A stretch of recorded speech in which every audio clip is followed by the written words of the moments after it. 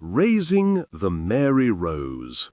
How a 16th century warship was recovered from the seabed.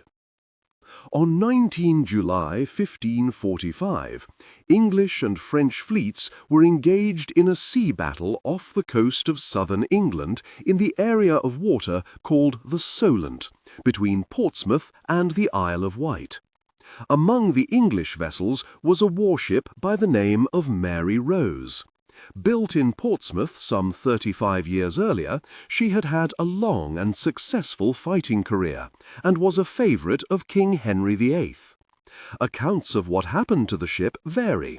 While witnesses agree that she was not hit by the French, some maintain that she was outdated, overladen, and sailing too low in the water. Others that she was mishandled by undisciplined crew. What is undisputed, however, is that the Mary Rose sank into the Solent that day, taking at least 500 men with her. After the battle, attempts were made to recover the ship, but these failed. The Mary Rose came to rest on the seabed, lying on her starboard right side at an angle of approximately 60 degrees. The hull, the body of the ship, acted as a trap for the sand and mud carried by Solent currents. As a result, the starboard side filled rapidly, leaving the exposed port left side to be eroded by marine organisms and mechanical degradation. Because of the way the ship sank, nearly all of the starboard half survived intact. During the 17th and 18th centuries, the entire site became covered with a layer of hard grey clay, which minimized further erosion. Then, on 16 June 1836, some fishermen in the Solent found that their equipment was caught on an underwater obstruction, which turned out to be the Mary Rose. Diver John Deane happened to be exploring another sunken ship nearby, and the fishermen approached him, asking him to free their gear. Deane dived down and found the equipment caught on a timber protruding slightly from the seabed. Exploring further, he uncovered several other timbers and a bronze gun. Deane continued diving on the site intermittently until 1840, recovering several more guns, 2 bows, various timbers, part of a pump, and various other small finds. The Mary Rose then faded into obscurity for another 100 years. But in 1965, military historian and amateur diver Alexander McKee, in conjunction with the British Sub-Aqua Club, initiated a project called Solent Ships. While on paper this was a plan to examine a number of known wrecks in the Solent, what McKee really hoped for was to find the Mary Rose.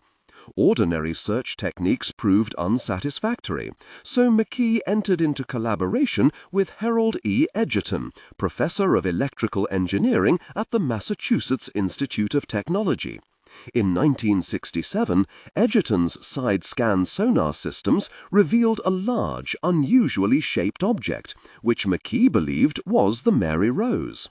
Further excavations revealed stray pieces of timber and an iron gun. But the climax to the operation came when, on 5 May 1971, part of the ship's frame was uncovered. McKee and his team now knew for certain that they had found the wreck, but were as yet unaware that it also housed a treasure trove of beautifully preserved artifacts. Interest in the project grew, and in 1979 the Mary Rose Trust was formed, with Prince Charles as its president and Dr. Margaret Rule its archaeological director. The decision whether or not to salvage the wreck was not an easy one, although an excavation in 1978 had shown that it might be possible to raise the hull. While the original aim was to raise the hull if at all feasible, the operation was not given the go-ahead until January 1982, when all the necessary information was available. An important factor in trying to salvage the Mary Rose was that the remaining hull was an open shell. This led to an important decision being taken, namely to carry out the lifting operation in 3 very distinct stages. The hull was attached to a lifting frame via a network of bolts and lifting wires. The problem of the hull being sucked back downwards into the mud was overcome by using 12 hydraulic jacks. These raised it a few centimeters over a period of several days as the lifting frame rose slowly up its 4 legs. It was only when the hull was hanging freely from the lifting frame, clear of the seabed and the suction effect of the surrounding mud, that the salvage operation progressed to the second stage. In this stage, the lifting frame was fixed to a hook attached to a crane, and the hull was lifted completely clear of the seabed and transferred underwater into the lifting cradle. The lifting cradle was designed to fit the hull using archaeological survey drawings, and was fitted with airbags to provide additional cushioning for the hull's delicate timber framework. The third and final stage was to lift the entire structure into the air, by which time the hull was also supported from below. Finally, on 11 October 1982, millions of people around the world held their breath as the timber skeleton of the Mary Rose was lifted clear of the water, ready to be returned home to Portsmouth.